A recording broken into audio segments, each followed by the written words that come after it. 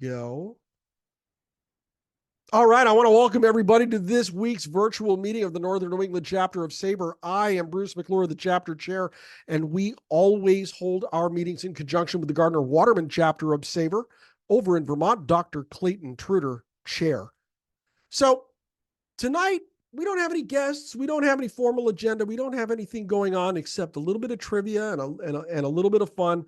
I figure it's only a few days until spring training games take place. So if all that fun is taking place in Florida, why don't we have our own fun up here and warm up for the season? But I want to start off with just a couple of things before I get going. We're still working on getting bylaws out to everybody. I want to thank Joe Ross is here on the meeting, right? Yeah, there's Joe. I want to thank Joe Ross for taking the time to go through the bylaws that I had sent out for your perusal. He updated them, and I have turned them over to my writer, who has been working with me for a good long while now. We will submit these to you for a vote in the coming days. If you are a voting member of this chapter and you've declared it as your primary chapter, you will get the opportunity to do so. We are up to 143 members. I think that's just fantastic. I hope I didn't drive you nuts in what I did with it.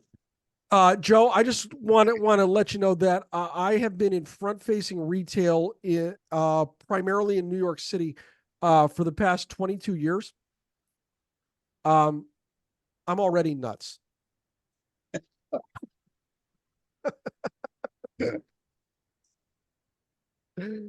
All right, so I've got two ways that I can let this go tonight. I don't know what happened to Gus the Sabercat. I think he has given up on appearing on camera, which could cut our numbers in half. But I mean, who knows? Alec in the chat just put up a logo of the Tri-State Coal Cats. And Alec, give me what's going on with that? That's a new team they just announced in Appalachian League, Huntington, West Virginia, where my parents met. So it has a bit of a family connection, but they're playing it kind of unusual. They seem to be playing at Marshall University's field, like a college field, which I don't know that too many minor league teams actually share space with college athletics, but I guess they have a new ballpark down there. And I guess it's supposed to be a play on Cool Cats, I suppose, but cats next to a pile of coal is pretty interesting, I think. Gotta have a gig. I spent a lot of time working for the New Britain Rock Cats, and we really didn't know what a rock cat was, and sold a lot of hats. So, it's funny you mentioned this team and where they're playing. I just read an article this afternoon about the Oakland Ballers, who are trying to get started in Oakland next year. Is it next year or is that this year? And now, so they're talking about they've changed venues. Go out to Ballpark Digest, and you're going to see a article about them playing in some neighborhood stadium in Oakland. This is starting to worry me for this franchise. I don't know how this is going to go, but consider that Oakland, the Athletics are now negotiating with the city to stay another 3 years. This is going to be interesting to see how this goes. So I think they're going to wind up in Sacramento. That's what I was reading. That seems like the most logical spot for that 3-year stint. I've heard that too. They can keep some of that local money, the local Bay Area NBC, and it's close enough that some long-suffering A's fans would probably still go from Oakland to Sacramento or nearby. Anyway. The latest that I heard today was that negotiations were going well in Oakland, and it most felt like they were going to be staying another 3 years. which gives some guy with deep pockets another 3 years to figure out how he's going to wrestle that team out of that dude's hand, because I don't think Vegas is going to materialize. I think that's going to blow up.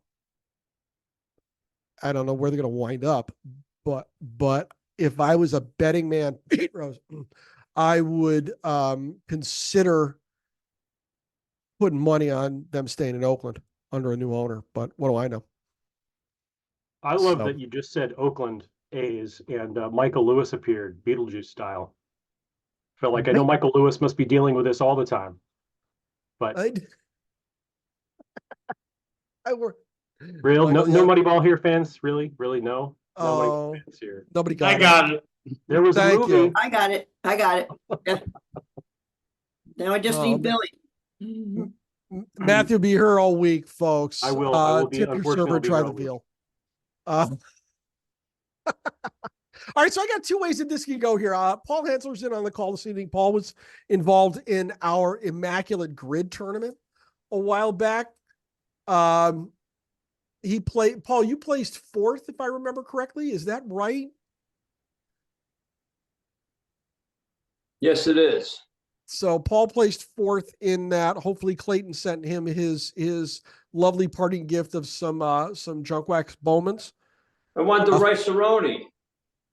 Well, yeah, you want the rice-a-roni. Well, yeah, the supermarket in town just finally reopened, so maybe I'll get in there and get you some. So I thought that we could play some trivia here. If you folks have any great trivia questions that we could do as well. David Kaiser is now waving his arms on camera. David, I'm going to go right to you. You're up. Okay, here's one of my favorite. It's a World Series trivia question. What Hall of Famer struck out the World Series in the last bat of his major league? You are freezing up. Could you repeat that? Yes. Am I okay now? I think so. Okay. What Hall of Famer struck out to end the World Series in the last at bat of his major league career?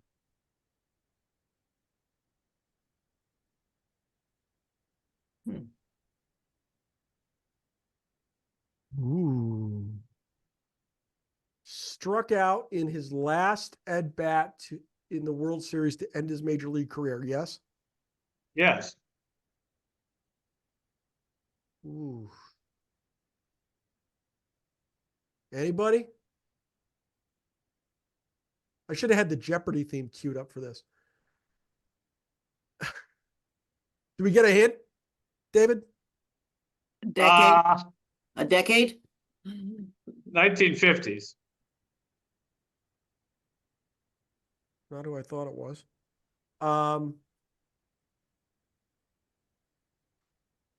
Jackie Robinson. That's right. That was a wild guess. Yes, that's correct. Nice one, Bruce. Thank you. Right. That is a good one, because that is, you got to think on that one. I wouldn't have got it without a wild guess. Yeah. Okay. Alec, you're I up. have another one, but I'll save it for a while. Please do. Yes. Oh, yeah, we will definitely come back to you, David. Alec, you're up. Okay, sure.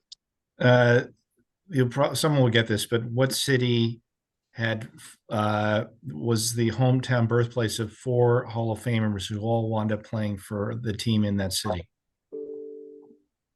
York. What city was the birthplace of 4 Hall of Famers who played in that city? Yeah.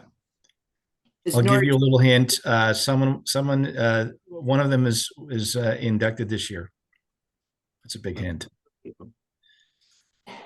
Yeehaw. Gee whiz. Minnesota? Yeah, Minneapolis. I'm Pittsburgh. going to name the 4 players. Oh, geez. Oh, Nauer, Lord. Jim Cott. Killebrew? Let's what about see. this year? So it's Mauer. One of them. Let's see. I'll give you some hints. 1991 Oh, would be one. Inducted in 1991, you mean? No, they did something in 1991. Oh, they did something in 19. Oh, okay. Oliver? Molitor, although that was not the person I was mentioning, and Winfield is Oh, also correct. So the Winfield. fourth one, Puckett? Cott. close. Puckett? No? No,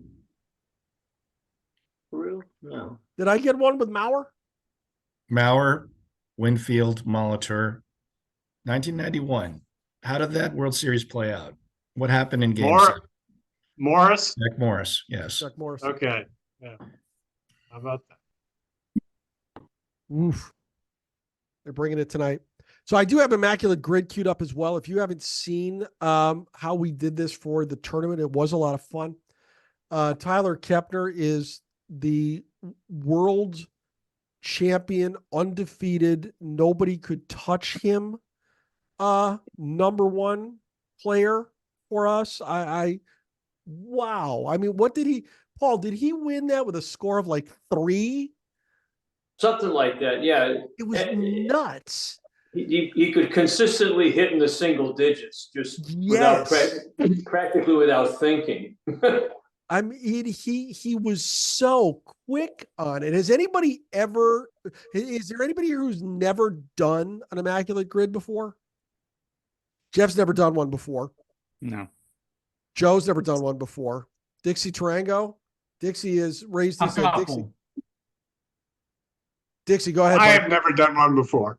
Only I a couple. haven't either. I've never done one. So is there I know anybody who wants to guys try who one? played for 2 different teams, so I'm worthless at that game. Ah, is there anybody who wants to try one? Sure. Yeah, I'll try one. Who Sure. said that? I'll try one. I have no idea what it is. All right. Well, you know what? I'm going to start with David because I see him on my screen right now. Okay. Oh So boy. let me just get myself going here. So the way we played Immaculate Grid was very simple. We used a random number generator in order to choose the game. We then gave participants 5 minutes to come up with 9 answers for the grid. So everybody can see my screen right now. And what I'm going to do is I'm going to use Bing's random number generator, and it's going to give me a number. So that's number 254. So I am going to go to game number 254. And here we go. So you see on the screen the Immaculate Grid. There's 9 spots on the grid. The vertical axis shows Cincinnati, Minnesota, and St. Louis. The horizontal axis shows the Washington Senators or the Montreal Expos, 300 saves in a career, and a 6+ WAR season. So what the player has to do is come up with the correct player in each spot. So as an example, in this spot where my cursor is right now, Dave is going to choose somebody who played for both Cincinnati and the Washington Montreal franchise. Does that make sense, Dave? Yes, it does. I'm not very confident here, but That's okay. I got That one. is okay. Right. Now I got one. Yeah, okay. Bear with me. I got one. So I give folks 5 minutes. Oh, That's what that was okay. the tournament timer. Now, if you want, David, would you rather go with a untimed game? With an untimed game? Yes. Yeah, I think, well, I'll probably waste a lot of our 5 minutes if that happens. Yes. Let me So okay. I right. get it now, I think. So, okay, so then I'm just going to go left to right here. So first box here is Cincinnati and Washington. Now the object Montreal. is to get a player that you get a rare player, somebody that. Bruce, that's Montreal too, right? Washington won Yes. Montreal. Yes, Yeah. Joe. Yep, you're right. Jeff. How about Oh. Pete Rose? There's one. There you go. Nice. Okay. So, Cincinnati and 300 career saves. Oh boy. Now it's career I don't- saves, so you don't have to worry about him getting them all 300 with I Cincinnati. know. Oh, okay. Wow. I don't think I'm going to be able to get this. See if anybody else can. Somebody want to jump in? Myers? Randy Myers. Randy Myers? John Franco. Wouldn't be with the Reds. All right, Randy Myers. Yeah. He's in. All right. 6+ Good. WAR season for Joey Cincinnati. Votto. Johnny Bench. I was going to say Johnny Bench, but Yeah. now Bruce, could Pete Rose be used twice? Nope. No. No. Okay, so I was going to ask if it can be that answer too. I got it. Okay. All right. So, David, somebody who played for the Twins, Yeah. and that can go as far back as the old Washington Senators Yes. or the new Washington Nationals. Or the Oh, Nats. well, that's, I mean, almost anybody. Harmon Killebrew. Seeing as the Twins, I was living in Washington when the Senators became the Twins, so that's pretty easy for me. So let me ask you a question. Did Yes? Killer play for the Expos? No. Exactly. So I'm gonna let you try again. Somebody who played for the Twins or as far back as the original Washington Senators and the new Expos. Washington Nationals or the Expos. But they wouldn't be, if they were playing for the old Washington Senators, they wouldn't be playing for the Nationals. So it had There's to a be good hint. So you're only talking about players from Expos. That's, Okay. 69 that's right. Okay. Wow. Expos. Oh. It's a tough Oh one. man, this is very difficult. These are very well thought out games, and they challenge even the top baseball fans to come up and fill the whole grid in. Except Right. Tyler Kepner. Except Tyler Kepner, right? Tyler, we love you. 120,000 chance of being right. Right? I'm Matt just actually not jumped in our tournament and did well. okay. Again, I would like to open this up to everybody because I don't think I'm going to. Minnesota and the Nationals. Anybody? I got one. Go for it. Bruce? Yeah. Mike Marshall, the relief pitcher. There you go. Dr. Mike Marshall. Which one? Oh, the old one. I Okay. don't think I. There he is. 67. Nice. Oh, 1%. Well done. Right on. What does Nobody those remembers percentages him, and mean? he's fantastic. He was such an intelligent player that bucked a Yes. lot of trends. Bruce, what does those percentages Well, mean? he was also Hang he on. was an impossible person, although very Yes. smart. Yeah. Yes, he was an impossible person. That's right. So the Right. percentages, I just went to baseball Okay. reference. That's not what I wanted. Is the percentage of people who chose him, if I recall correctly. Oh, Oh, okay. Yeah, of all correct answers for that square. Right. What- okay, got it. All right. Minnesota, 300 career saves. Hey, Bruce, I You see, my problem here is that I think saves are the dumbest statistic in baseball. Thank you So very I much. don't pay There much you attention. go. With you I on don't pay that. much attention. I agree with you. Agree with Come you. on and put Eckersley in the Hall of Fame. He's one of my guys. Well, he had a very respectable career as a starter as well. So that- True. although not enough to get him in the Hall of Fame. But anyway. Andy Heckroth, you had Uh, something you wanted to say. Yes. So, two things. One, I agree with regard to the save statistic. It is pretty silly, but with regard to this question, for a 300+ saves career under the Twins, we're going to go with Joe Nathan. I thought you were going to say Joe Namath. I was going to say Yeah. he did a lot of caught things, myself. but he did. I was going to say Jeff Reardon, but Joe Nathan was just as good. So Nice. Nathan was the one who was chosen the most in this square. Look As you at can see, that. 67%. Yeah.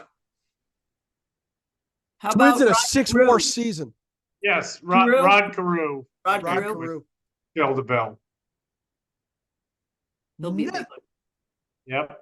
Yes. Okay. I was going to say that wasn't right. All right. Somebody who played for St. Louis and the Expos Nationals. Like the old Uh, St. Louis? Oh, the new ones, right? Expos. Lane Thomas.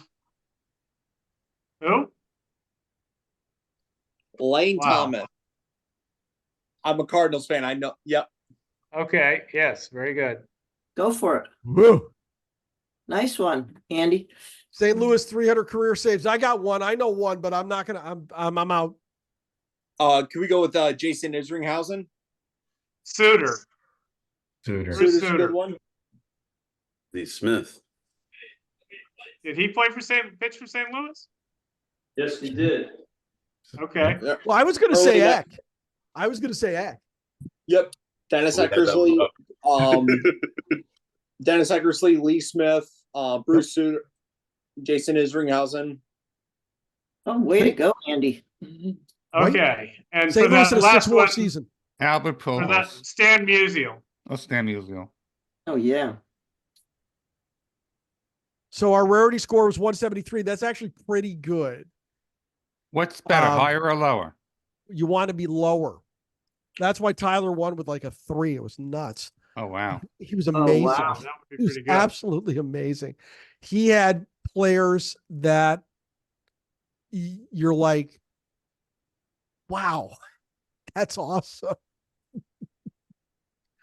Let me open up floor up to everybody here. David, you had another trivia question on your mind that you wanted to give to us. David Kaiser, are you there? Yeah, I am. Okay. This is another World Series question. Okay. In that same decade, the 1950s, pitcher gave 18 runs in one World Series. What? Who was he? He broke up. Sorry. In that same decade, during the 1950s, a pitcher once gave up 18 runs in a single World Series. Who was he? Ooh. And I'll give you a hint. There was Good. a reason he was allowed to pitch enough to give up 18 runs. 18 runs. And it wasn't in the same game. It was just in the same series. That's correct.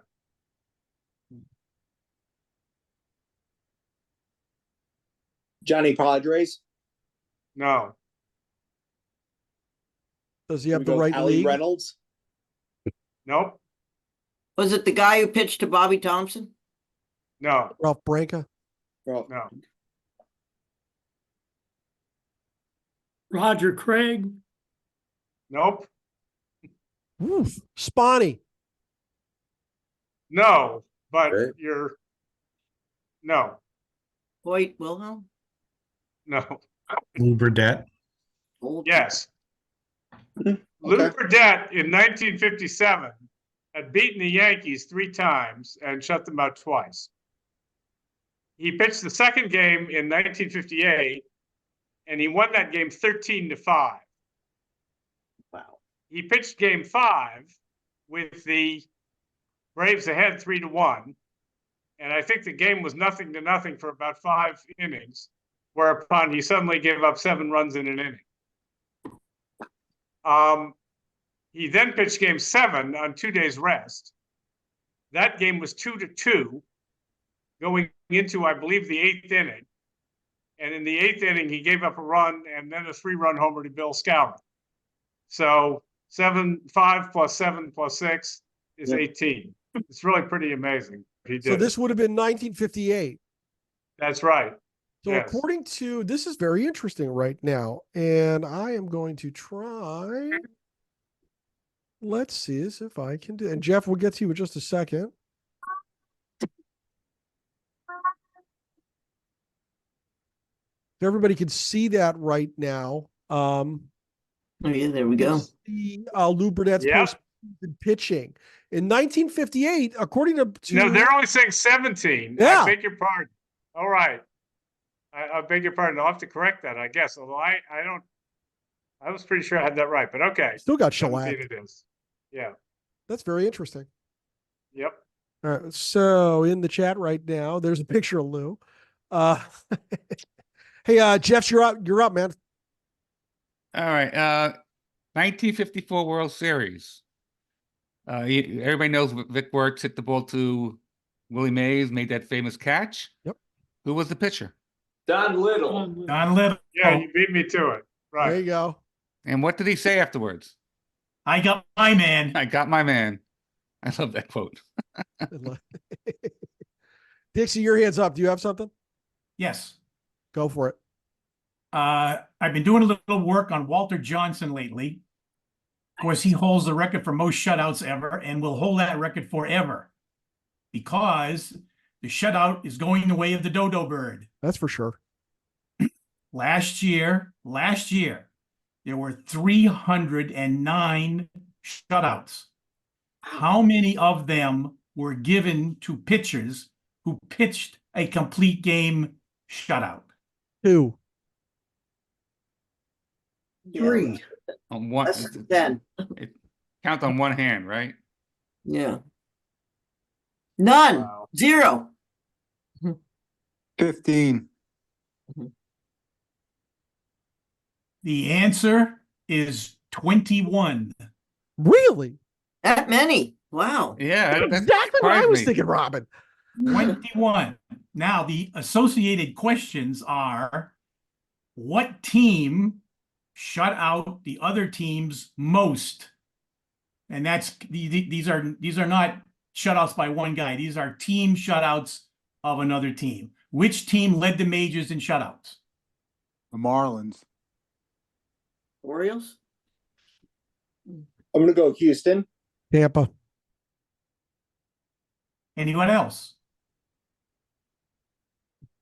Mariners. The Mariners is correct. 18. Ooh. Okay, is a little bit tougher. Of those 21 shutouts, 2 pitchers had 2 apiece. Who were they? Ugh. Can I go with Luis Castillo? No. One is Kirby. sort of easy, one is not as easy. George Kirby. Blake Snow. Pardon? Blake Snow. No. My guess was Otani. No. Ooh. Oh man. Jeez. Darvish. You Darvish. Nope. I'll give you one little hint. Okay. Both American League.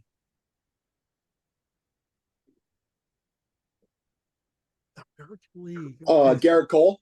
Yes, that's one.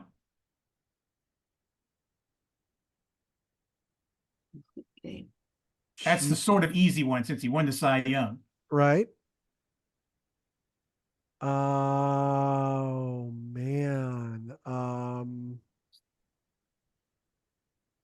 Montgomery? No. Can we go with Verlander? No. Gosman. No. Gus the Saber Cat.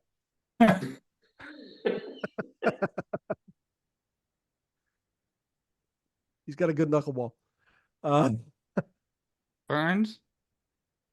Nope. Jeez. Pablo Lopez. No.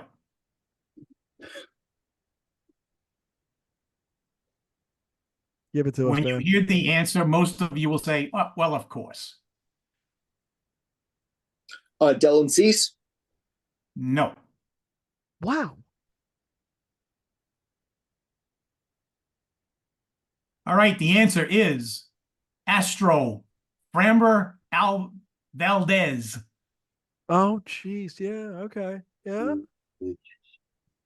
Yeah. Speaking of Pablo, somebody came. Who was that? Andy, was that you who mentioned Pablo? This is Lewis. Or that was Matt. Who was that? Who was it that? My name. Oh, Mike. It was Michael. Pablo Sandoval is apparently in Giants camp, trying to make the team. Wow. God bless him. Matthew Glidden, you're up. All right, let's see if I can share my screen. All right, this is a general knowledge from the life of Ruth. Does anyone name what was happening when this picture was taken? What was the reason this picture was taken? He was catching a fly. Good one. Good one. See, that's sharper than me right there. Right. But not the actual reason for the photo. Was it an Orvis? Oh, there's people with hands up. Well, I think they're waiting their turn for more trivia. Yeah, Alex waiting to give another shout it question, I out. think. Shout it out if you got any. Was it an Orvis ad? Not in this case. It was more of a competition. Was this taken when Ruth became the all-time home run king?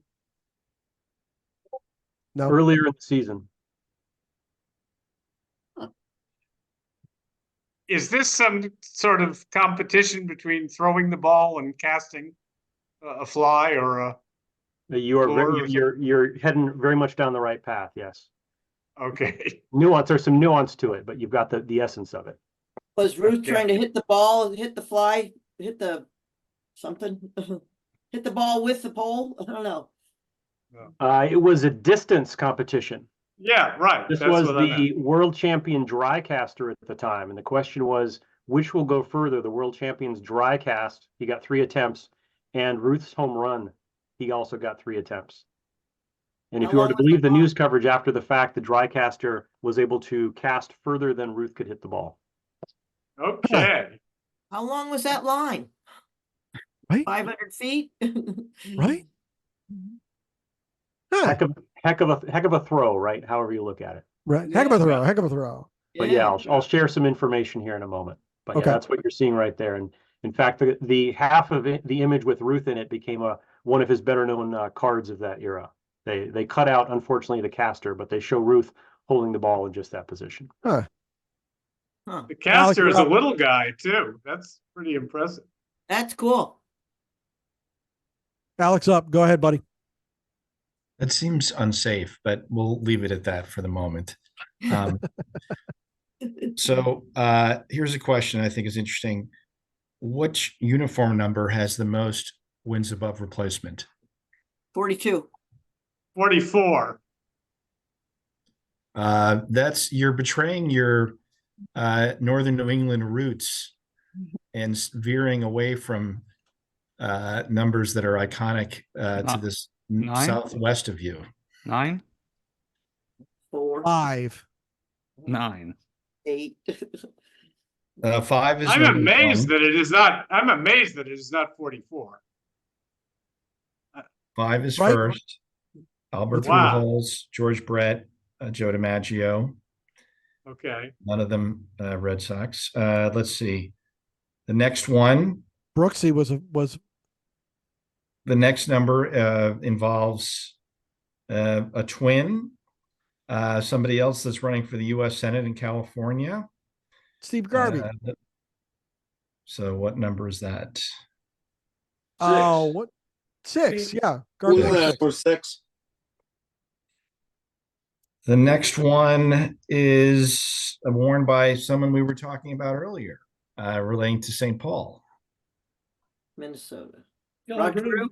Mauer. Carew? 20. Joe Mauer. So he wore. Oh, what did Joe Mauer wear? What did he wear for New Britain? I believe Joe Mauer wore number 7. Yeah. Did Rod Carew wear number 29? Yes. Yeah, Crew is 29. In California, I don't think he wore 29 in Minnesota, did he? Yes, he did. He did. Yeah, 7. You need to have some iconic guys to wear the number first, but you have to have several people wearing it. Well, So, Mickey Mantle, obviously. yes. Yep. Yeah. Again, no Red Sox listed. Well, come on, Rick Well, here's a Burleson was number that great. in the more recent times that does involve a Red Sox and is number 5 on the all-time list and has several players that people here would have seen play and is iconic. Well, I would but think is not number a number 8. that is That would be dimensional. number 8. Yastrzemski, Carter, Berra, Dickey. Higher. 9. You're saying it's a larger number? 24. Larger number, but 8 is involved. 8 is a factor in this number. 24. Oh, now we're getting the mathematician here. This is SABR. This is not a mathematician. For Willie Mays. Willie Mays, And Ricky Barry Bonds, and Ken Barry Griffey Bonds. Jr., Yeah. Ken Griffey Jr. Miguel Cabrera, Dwight Evans. Barry He Bonds should be in the for Hall of Fame. his Pittsburgh career. As a Cardinals fan, if we're mentioning number 24, does that include Whitey Herzog? Well, it's not listed. He could have been in there, but yes, Barry Bonds wore 24 as a Pirate. So the other one in the top 5 has the most players with 10 WAR or more ever. And since I'm in Seattle, I will point out that one of the iconic Seattle players wore this number, I among others. said that. It's Junior. It is not. Not? Oh. Oh. Oh. Ah. Oh. Senior. Alex Rodriguez. No, the Mariners don't claim him as one of their own, so no. I was thinking number 14. He did play for them. He did. Texas doesn't claim him either. Let's see. One of the people with this number was famous for the 1933 All-Star game. That's kind of a giveaway, really. Hubble. Who wore 14. 11. Okay. Edgar Martinez. Edgar Martinez, Barry Larkin, Aparicio, Toby Harrah, Hubble, among others. I don't see. Okay, 44. Henry Aaron, McCovey, and Reggie Jackson. It'd be pretty hard to beat that top 3. Maybe they just haven't been. Yeah, but it's the cumulative total. It's a cumulative total of all of them. So I know. A lot of people wear the low numbers. Right? That's right. That's true. 44 is Okay. not. It's not close. It's like way down the list. Okay. Drop the list in the chat. It's a little out of date, but it wouldn't change the rankings. Jeff Cohen, you're up. Does anybody know the only player traded for himself? A player to be named later. I used to know this one. Joel Youngblood? Joel Youngblood, yes. No. Well, He was- there's he was- been a thread about this. He was the first Going player. on The first on player the to be SABR traded list. for himself. Steve Chilcott. No. Vil Veck claimed Les Moss had been. No. I thought it was Youngblood. No, Youngblood played for 2 teams on the same day and got 2 hits. Right. Off 2 Hall of Fame pitchers, by the way. Yep. But that Carlton was one of them. Carlton and Jenkins. But who was the Jenkins, first yeah. major league player in history to be traded for himself? Harry Cheedy. Harry Cheedy. Who got that one? That was Francis. Francis. Nice. Yeah. Nice, Francis. Francis showing off that sweepstakes winning chops right there. Very good, Francis. Well, Nice work, buddy. Mets acquired Well, I him am from for one out of 20. Mets acquired him from Cleveland, and a couple of months later they sent him back as a player to be named later. All right, here's a few good ones. Who was the first catcher to have 500 documented plate appearances in a season? Yogi Berra? No. He played like every day. Can we go Johnny Bench? No. Benito Santiago. Nope. Matthew, I will get to you. Jim Hegan. Nope.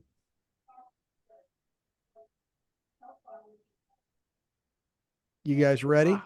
Fred Flintstone. Wow. Yes, it was Fred Flintstone. Yes. Yeah, no. No. Andy, your hand was up. You're mute. Sorry about that. I don't know how my hand got up, but so sorry about that. The answer is Connie Mack. Oh God. Playing for the Buffalo Bisons in the Players League in 1890, Mack came up to bat 570 times, a career high. It is possible there were other catchers in the league at the time, but Mack is the only one to have been documented to have 500 plate appearances, and he's the first one. Who played in at least 100 games per year for a record 23 straight seasons?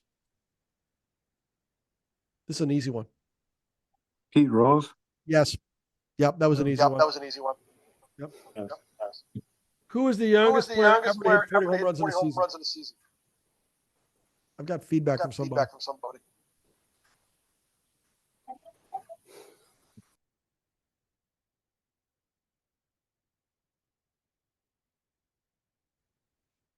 Can you repeat that? Who is the youngest player ever to hit 40 home runs in a season?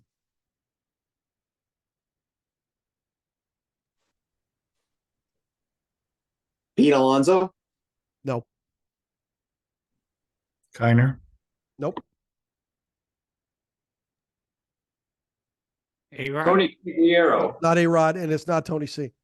Oh, Giants. Melot? Melot. Good job, Dixie. Who holds the record for hits in each of more than 15 consecutive World Series games? Hank Bauer. Bingo.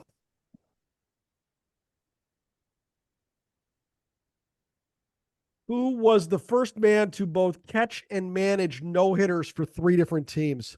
Ooh. Catch no hitters and manage no hitters? Who was the first man to both catch and manage no-hitters for 3 different teams? Joe Torre? What's that? Joe Torre? No. He played, managed, coached, and umpired in the National League.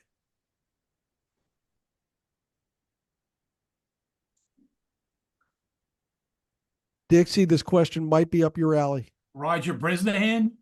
No. Hint number 2. Once after having his fingernail ripped off by a pitch, he ground the finger in the dirt to stop the bleeding. Oof. And later it had to be amputated. And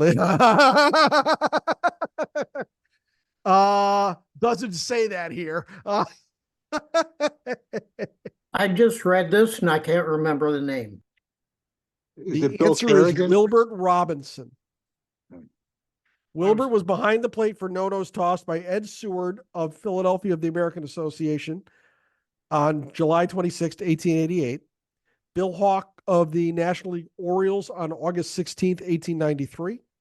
And managed the NL's Robins while Dazzy Vance on September 13th, 1925, hurled the only no-hitter of Robinson's 18 seasons as Brooklyn manager. Which future Astros manager termed the Astrodome a $45 million stadium with a 10-cent infield? Leo DeRocher. That's right, Leo DeRocher.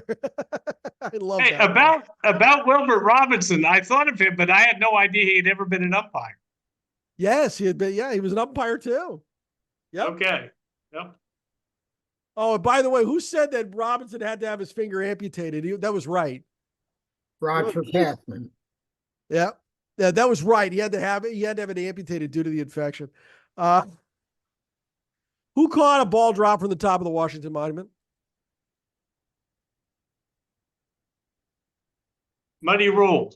No. No. What's that? Not hard.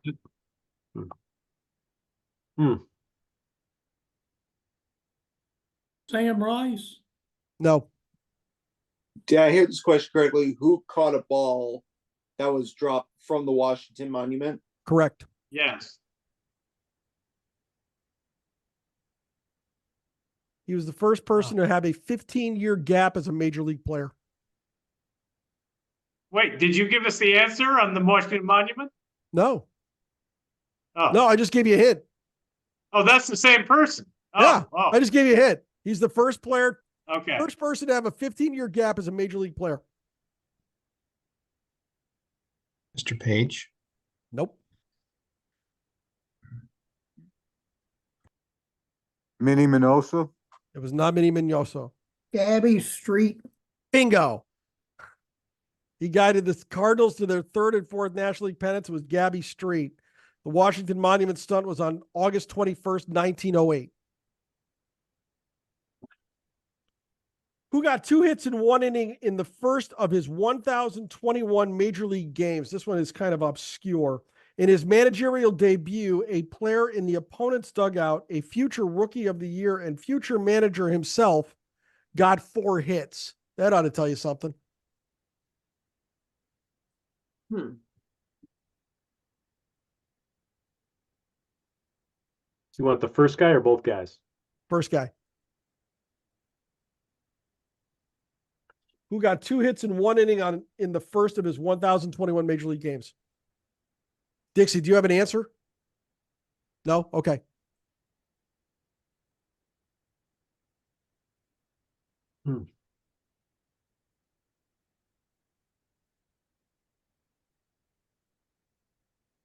He debuted April 18th, 1950.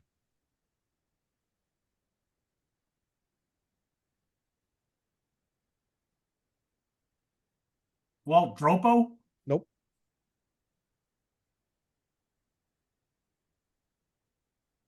He got 2 hits in 1 inning in the first of his 1,021 major league games.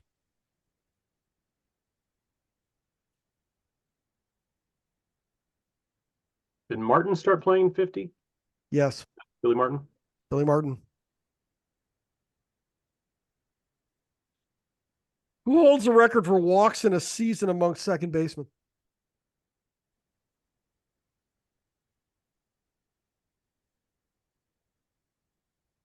Can we go with Ryan Sandberg? Oh, No. Eddie Stanky.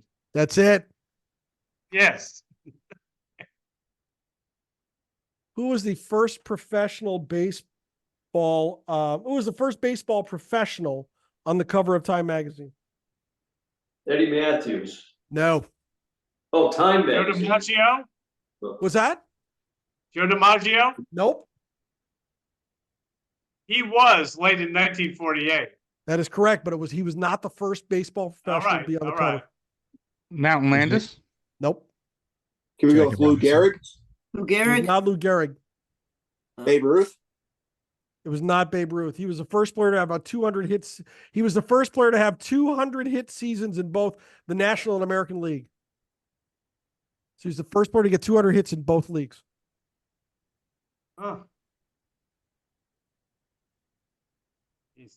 Was it Hornsby? No. He holds a record for hits in a season by an infielder. George Sisler. Sisler? Yes, it was George Sisler. Very good. Yes. Yes. Okay. Matthew Glidden, you're up. I had one I was just waiting on and thinking, nah, probably not. Until you guys started talking Joel Youngblood.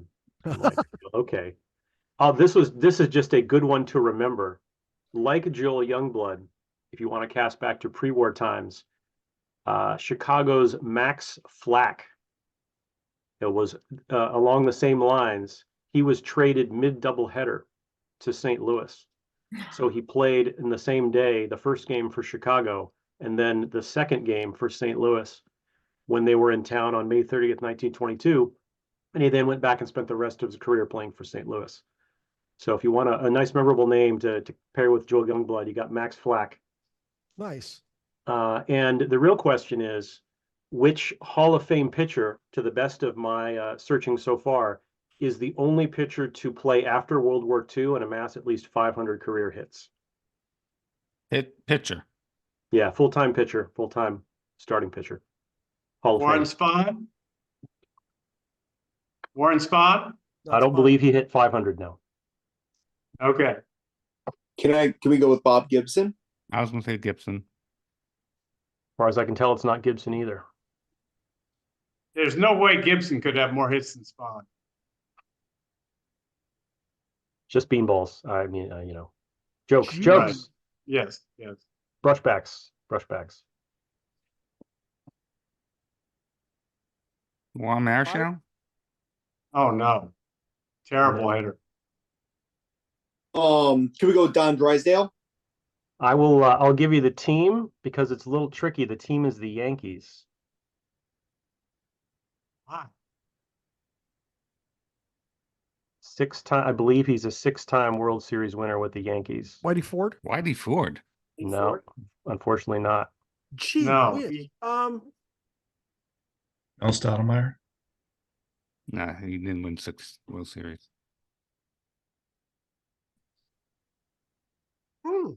So according to my Bob records, Shirley? no, according to my records, it is Red Ruffing, who after a couple years of service Oh. did come back and pitch again after World War II for the Yankees. Right. Oh, yes. wow. And Yeah, he, okay. he fairly regularly pinch hit as well, separate from his days on the mound. Well, the only reason Red Ruffing became a pitcher was that he lost several toes and couldn't run. Yeah. Dixie, you're up. Of the 18 players who have hit 4 home runs in a major league game, who lost the game? Bob Horner. That's correct, but there's another one. Hard hitting Mark Whitten. Ah. Bob Horner did it twice. I'm only kidding. Oh boy. Well played. Mike Schmidt. Nope. Oh no. Carlos Delgado? No. Ed Delahanty. Yes. Aha! The second guy to do it in 1896, it was Delahanty and Horner. I'll Wow. tell you what. That was good for you, Joe. Don't worry, it's probably the only one I know. Let me chime in with a closely related question. Go for it. What pitcher lost the game in which he set or tied the all-time strikeout record? I'm going to go with Steve Carlton. You are right, and actually, I'd forgotten him. There are 2 people. Nolan who Ryan. fit. That is one, but there's another one as well. Ryan. I don't think Ryan ever set the single game record or tied it. Oh, single game. Single game, yes. Oh, single game. I'm sorry. I misunderstood. Kerry Wood? No, Tom Seaver. no, Max Scherzer? no, Clemens. Roger. no. Oh Clemens, no. huh? Oh no. He won that game. Randy Johnson. Randy Johnson. No, I don't think so. I was hoping to be. You're gonna Clemens, but really serve him right. kick yourselves over this one, guys. Sounds Shall I like give it to you? such a Sam McDowell kind of thing to do.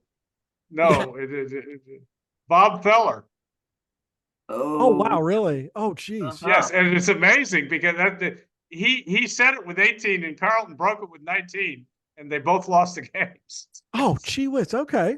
And who hit 2 home runs off of Carlton in the game that he Ron lost? Swoboda. I was going to ask you, Correct. is that the Ron Swoboda I game? saw a lot of that game, but I didn't stick it out to the end. I was very Oh, that's great. proud of myself. Yeah. Let's shift gears to spring training for a minute. Guys have been in camp for a few days. We've had a few stories trickling out of Florida. Major League Baseball has placed Jen, I think her last name is pronounced Powell, on the umpires roster for spring training. She is getting a rather large assignment and could see action in the major leagues this year. As a replacement umpire? When someone goes on vacation? No, as a full-time staff. As a Full-time? full-time ump. Really? Oh, nice. Wouldn't that Jen has been toiling in the Eastern League for a while. I've seen her on the field, and she is a real ring general, for lack of better terms. She has the game in hand at all times when she's behind the dish. I think this is going to be a phenomenal boon for Major League Baseball to have this woman there finally shattering the glass ceiling that should have been shattered ages ago in the New York Penn League, let alone now. Gary, you're up. Yeah, I just had a general question. I got into a debate on Vintage Baseball Facebook group the other day, just over the possibility of a woman actually making it as a major league ball player in any capacity. Is anyone aware of any woman in the pipeline who's a prospect? Me, no. No. I did see Ilya Borders pitch years ago for St. Paul. I know Kelsey Whitmore was in the Atlantic League. Yeah, Staten Island, if I remember right. Wasn't she with Staten Island Fairy Yeah. Hawks, yes. Donna Muscarella when I need her. Donna, where are you? Yeah, I saw Ilya Borders pitch with St. Paul years ago. She had a nasty curveball. Just snapped that thing off. I watched her fool Strawberry on ESPN highlights one night. She made him look foolish. Kelsey Whitmore's another. Other than that, I don't know of anybody that is coming into the major league pipeline. No women, not yet. The closest I think we can come is there's a couple of college seniors that are getting some paper, but who knows? How about Chelsea Baker? I don't think she's actually in the pipeline, but she throws that knuckleball. Is she the gal that pitches for Brown? I don't know. I think she's only in high school. There's a gal that pitches for Brown that looked sharp. Huh. Olivia Pichardo. Yes. That's her. Thank you. Thank you. Let's look her up. I can't remember my own name. Thank God it's on the screen right there. Oh yeah. NCAA Division I in baseball. She was on Brown's roster.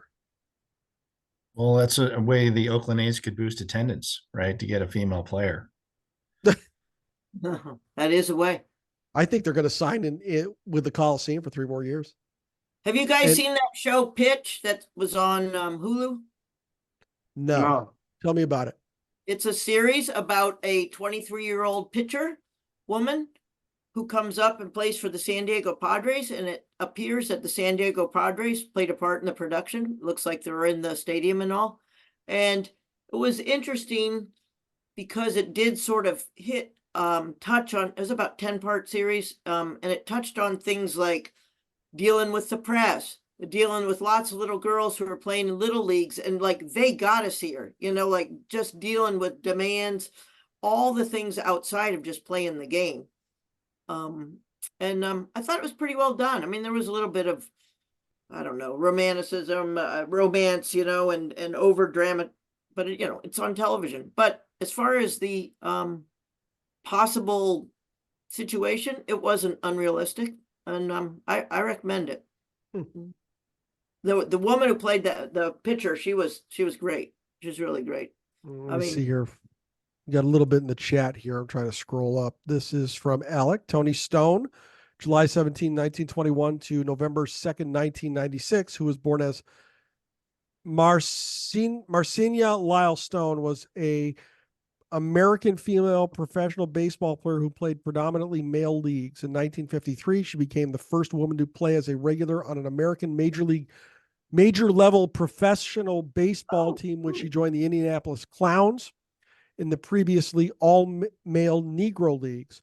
two other women would later play on the team. Go. Whose roster spot did she take? Hey, cut that out. Henry Aaron's. Henry Aaron's. When Henry Aaron was signed by the Milwaukee Braves, I got one. Tony Stone took its place There you on go. the I got roster. one. Yeah. There's a- Andy I saw a Heckroth play in says New Baby York about Johnson her. was also involved with the Clouds. He's right. Nice. He's right. Well, this has been fun. Yes. How's Yes. everybody feeling about their team this year so far? Have they been? Have you guys been watching reports out of spring training for your guys so far? Undefeated. Right, right. Everybody for Baltimore is hurt right now. I'm concerned. John Means is not coming along the way he's supposed to. Doesn't I've already Baltimore play given the up for the Sox right season. off? I think so. I've already given up for the season. If And, Joe had a white flag, he'd throw it in February. And Yamamoto is going to make his debut in Korea.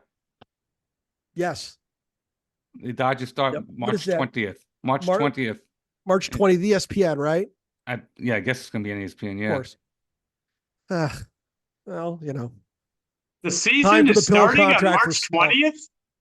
The two In teams South Korea, yes. in South Korea, the Dodgers and Padres. Wow. Okay. Is it on television here? ESPN. Okay. Yep. 6 a.m. Eastern. March The 20th. more Let's, the I want to check a calendar just because I'm interested now. Let's take a quick look. Oh, that's a Wednesday. Drat. I'm going to have to run off to work. Oh, well. Mr. Manfred only has 5 more years to destroy baseball as we know it. Don't remind him. He'll step up he may just step up his efforts. Worst. I'm just I curious will who's going to be provoke the group by Hang on. saying I don't think he's worse than Bud Selig was as a commissioner. Do you guys? I mean, he's not worse than Selig. Nobody can be worse than Bud Selig.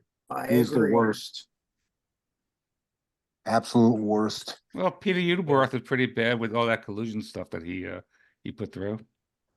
He's That's done true. exactly what he was hired for. He was hired to make the owners money. He's done it. That's his job. Mhm. Take a look at Bowie Kuhn, guys. He was not exactly the sharpest knife in the drawer.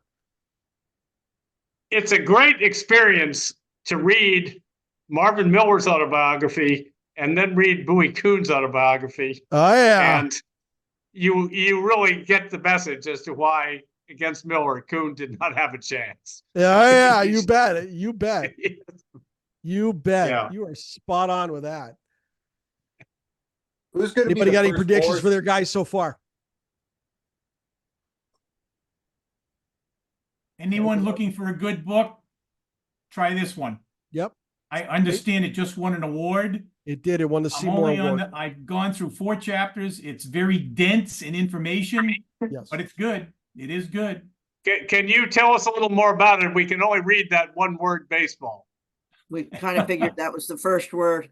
It's the story of baseball from about the late 20s through the 60s. What's the Oh, full title? okay. What's the full Yeah. title?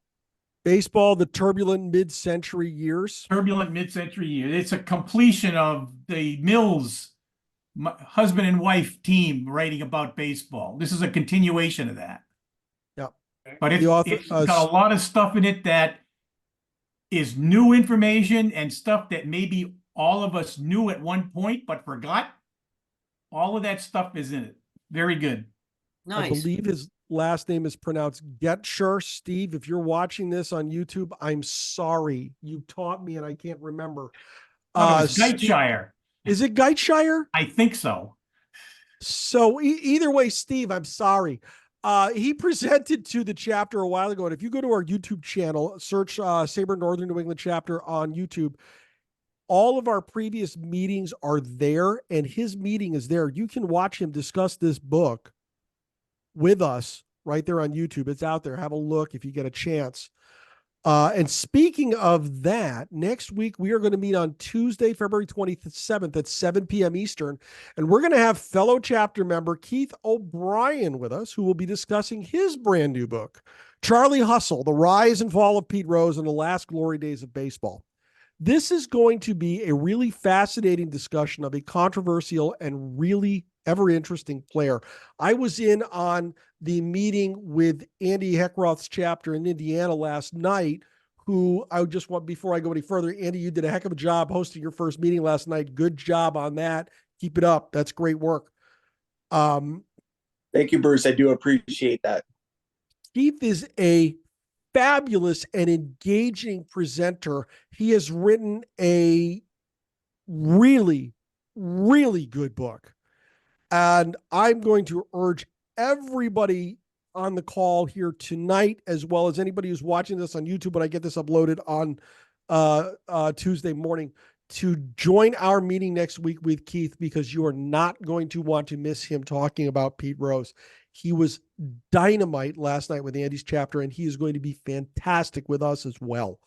So that will be February 27th, next Tuesday at 7 p.m. Eastern. Links will go out. It is in the event the SABR events calendar, and I hope I'm going to have a big crowd for him and see everybody there next week. So I'll tell you what, let's get everybody out of here. For Saber, or for Gus the Saber Cat, for Harper the Saber Cat, and all cat lovers here this evening, we're going to send you on your way, and thank you very much for dropping by tonight. So we will see you Tuesday night, 7 o'clock for Keith O'Brien.